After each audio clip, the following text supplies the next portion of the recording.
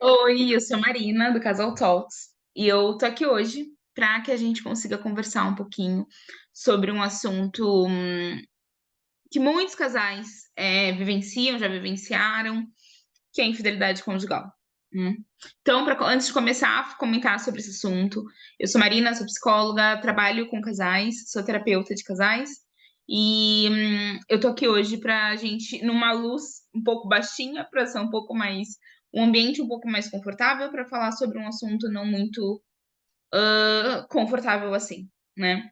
Esse papo, essa conversa, quem me inspirou foi a partir desse livro aqui, Casos e Casos, Repensando a Infidelidade, que é da Esther Perel, uma psicóloga americana super conceituada aí nessa área de casais, né? Tanto de sexualidade quanto de infidelidade.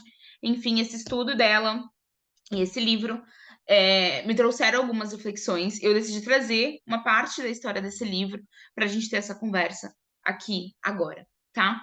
Esse vídeo é sobre um pouquinho quais são as perguntas que podem ajudar aí vocês que estão passando por isso nesse momento a ultrapassarem essa fase ou entenderem um pouco como que essa infidelidade conjugal tem atravessado aí vocês nessa relação, ok? Eu vou agora compartilhar o- um slide aqui para a gente conversar um pouquinho, tá? Bom, como eu já disse, eu sou a Marina, criadora do Casal Talks. Vocês podem me encontrar aí nas redes sociais. E esse é um papo que eu digo que é um papo de encontros e reencontros, que eu sempre incentivo os casais a terem, nem que seja no sofá da sala, na mesa de jantar ou na cama, tá? E esse papo, esse assunto de hoje, que é um assunto um pouco mais delicado sobre infidelidade conjugal, eu vou trazer aí é, a história do, do Costa e da Gillian. Como eu disse, são histórias retiradas aqui do livro Casos e Casos. Esse livro tem várias histórias e essa me chamou muito a atenção. E ele começa falando: Eu não sou esse tipo de homem. Bom, como eu falei, foi história retirada do livro Casos e Casos sobre infidelidade conjugal, consciência das emoções e a luta para não ser igual ao pai.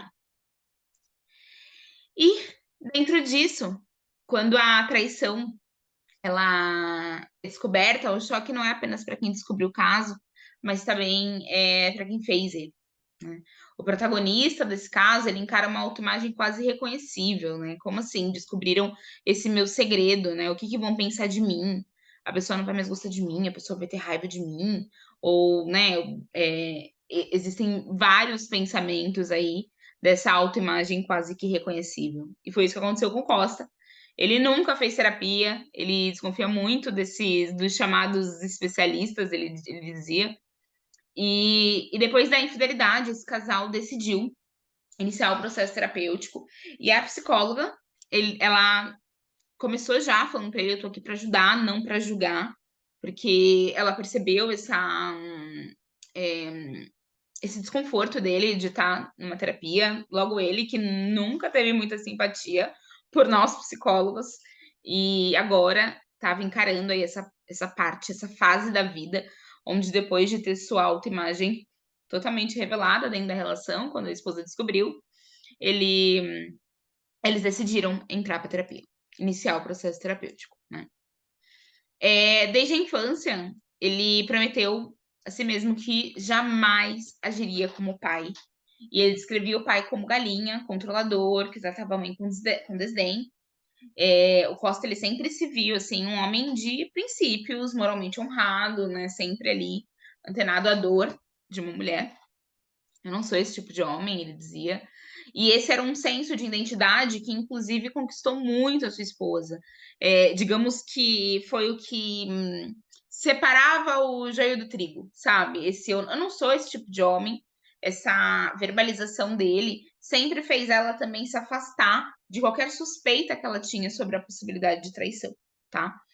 Ele sempre foi determinado a sustentar essa ideia, essa identidade do eu sou melhor que meu pai, eu sou melhor que meu pai, eu sou melhor que meu pai. E ele se tornou, com essa ideia do eu sou melhor que meu pai, um homem totalmente rígido e muito, muito crítico, tá? A sua esposa, ela enfrentou isso muito com ele durante o processo ali durante o casamento, né? Sempre tendo que lidar com esse modo crítico dele. E inconscientemente ele acreditava que, mantendo afastada essa ideia da herança paterna, ou seja, eu sou muito melhor que meu pai, ele mantendo essa ideia de afastamento, ele não se tornaria o pai dele.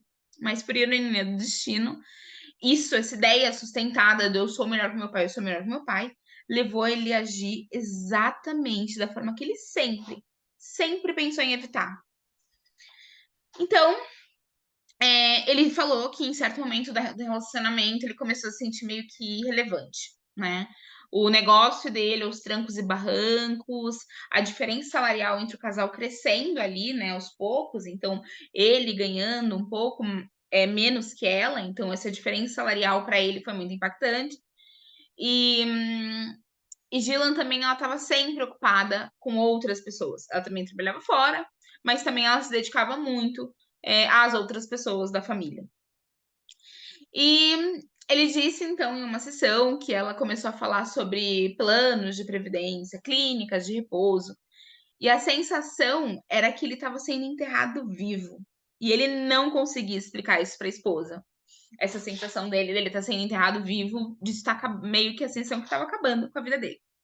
Então veio a Amanda, né, que ofereceu justamente um outro lado da vida para ele: relaxamento e entusiasmo. Então, relaxar e recuperar o entusiasmo foi o que ele encontrou ali nessa relação com a Amanda. Na terapia de casal, nas sessões, ele sempre garantiu que ele nunca deixou de amar essa esposa e que ele não tinha nenhuma intenção de largá-la. E muitas vezes ele quis romper essa relação com a Amanda, mas ele se sentia responsável por ela, tá? Sobretudo porque ela parecia atravessar uma crise após outra. Então ele sempre pensava em romper, mas surgia algo na vida da Amanda que fazia ele entender que ele precisava ficar. E o menino sensível, que sempre testemunhou as humilhações sofridas pela mãe, acabou se tornando o homem que não poderia abandonar uma donzela em apuros. Ela coloca no livro.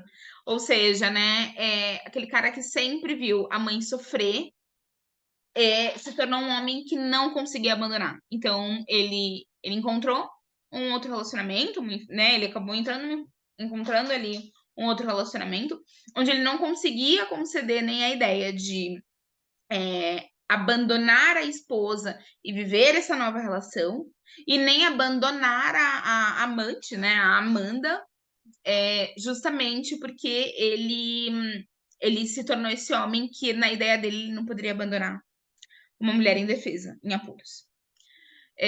O Costa, ele parece achar que, já que ele não andava pelas ruas com a amante ao lado, de mão dada, como o pai andava, os seus princípios estavam intactos. Isso mantinha a ideia de, realmente, eu não sou igual ao meu pai. Mas, em terapia, a psicóloga chegou a perguntar para ele, né? Será que a dor e a vergonha que da sua esposa são tão diferentes das sentidas pela sua mãe? Porque assim, não é porque ele não andava com a amante na rua que os princípios dele permaneciam intactos, né? Foi aí que começou a ajudar ele a entender o que o caso significou e representou para ele. Porque também dentro da infidelidade conjugal e do tratamento pós-infidelidade conjugal é muito importante, né? Que a gente ajude esse casal, que a gente ajude os casais a perceberem o que significou, o que representou essa relação.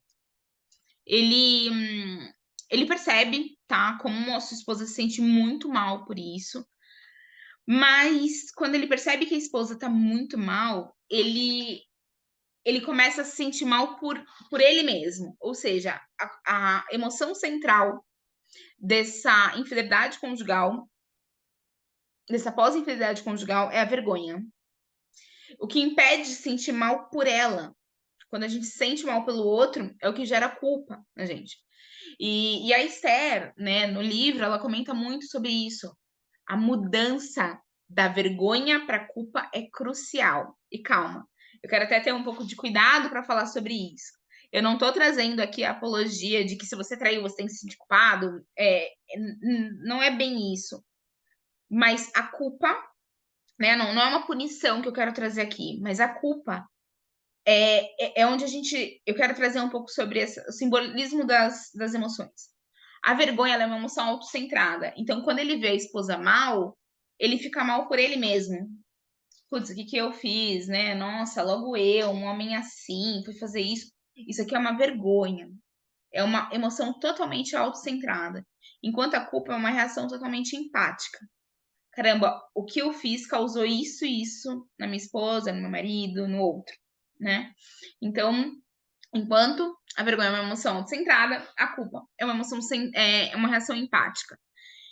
E isso é muito importante, assim, no processo terapêutico, a gente também trabalhar um pouco isso. Porque a cura, ela começa quando quem trai reconhece o erro cometido, reconhece a sua culpa e a sua participação no que está acontecendo, tá? E existem dois tipos muito comuns nas perguntas de pós-integridade conjugal, que a gente vê muitos casais aí fazendo. E eu vou separar por blocos as perguntas que ajudam e as perguntas, né, que ajudam e conectam esse casal e as perguntas que criam novas cicatrizes. Eu vou começar pelas perguntas que criam novas cicatrizes, tá? Essas perguntas precisam ser evitadas, elas criam novas cicatrizes e renovam o trauma, tá? Essas perguntas, eu entendo que elas são perguntas que geram muita curiosidade, acabam surgindo essas curiosidades, mas são perguntas que só afastam. Quantas vezes você dormiu com ele? Quantas vezes você dormiu com ela? Né? Ela deixou você fazer isso? Ele deixou você fazer aquilo? São detalhes onde nos machucam demais e não nos ajudam. Esqueçam essas perguntas. Essas perguntas não vão ajudar, tá? Quais perguntas, então, Marina, ajudariam nós que estamos passando por esse momento aí? Eu quero trazer que assim, as perguntas que ajudam são aquelas que a gente reconhece que a verdade está além dos fatos. Então, quando a gente traz isso aqui são fatos que eu estou trazendo. A gente quer saber sobre fato. Quando a gente fala sobre tratamento pós-infidelidade conjugal, a gente quer a verdade que está além do fato. Né, é uma forma de eu dizer para o meu parceiro, de eu dizer para minha parceira, me ajude a entender o que o caso significou para você. Para que nós dois juntos, entendamos, a gente consiga entender para onde que a gente vai agora, tá? São perguntas como: você estava procurando ou simplesmente aconteceu? Porque agora? Como era quando você voltava para casa? O que você vivenciou que não tem comigo? Você se sentia merecedor desse caso? Enfim, você queria que eu descobrisse?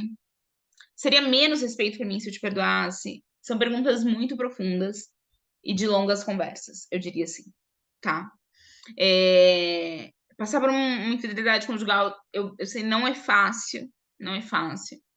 E é uma conversa que requer e muito ao casal, assim, entender o que essa infidelidade conjugal representou e para onde que eles vão, tá?